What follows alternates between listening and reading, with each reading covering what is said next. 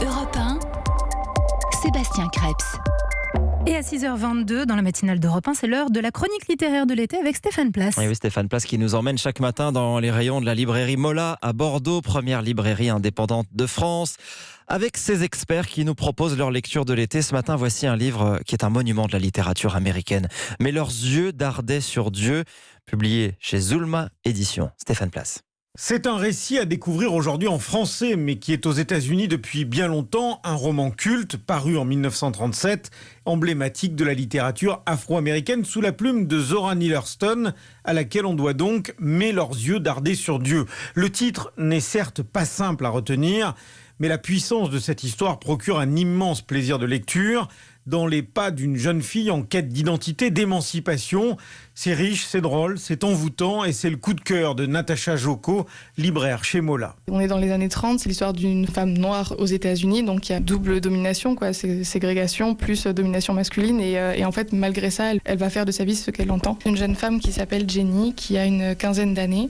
Elle est née libre, sa grand-mère était esclave et elle a été élevée par sa grand-mère. À ses 15-16 ans, elle sent son corps qui commence à changer, elle commence à avoir ses premiers émois. Elle a vraiment un appel à la vie de cet âge-là, de l'adolescence. Et en fait, ça va faire très peur à sa grand-mère qui va décider qu'il faut absolument la marier. Elle va accepter ce mariage-là pour pas contrarier sa grand-mère, mais ça va être vraiment l'histoire de son émancipation et de comment elle va décider d'être qui elle est, comme elle l'entend, et ce, malgré les conditions de vie de l'époque. C'est super beau et surtout, elle a une écriture qui est très solaire. Même si ce qui est raconté n'est pas forcément le plus évident, cette écriture-là fait que c'est vivant, c'est beau. Cette version française de « Mais leurs yeux dardaient sur Dieu » est parue aux éditions Zulma, que dirige Laure Leroy. Une histoire d'amour comme j'en connais peu. La singularité, la magie de ce roman tient vraiment à ce personnage, Jenny, qui, à un moment, s'ouvre à la vie. Et elle a une très très belle métaphore où elle parle du printemps, avec les abeilles, avec les fleurs, et elle-même se sent comme ça. Alors ne croyez pas que c'est un roman niais, sentimental, bêtement romantique, pas du tout. C'est d'une poésie absolument merveilleuse,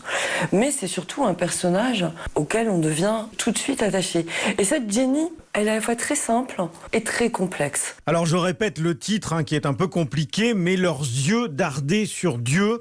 C'est de Zora Neale Hurston, que la grande romancière américaine, prix Nobel de littérature, Toni Morrison, qui s'est éteinte il y a 2 semaines, considéré comme l'un des plus grands écrivains de notre époque. Merci Stéphane Place. Mais leurs yeux dardaient sur Dieu. Voilà donc ce titre un peu difficile à retenir de ce roman signé Zora Neale Hurston. C'est à retrouver chez Zulma Éditions.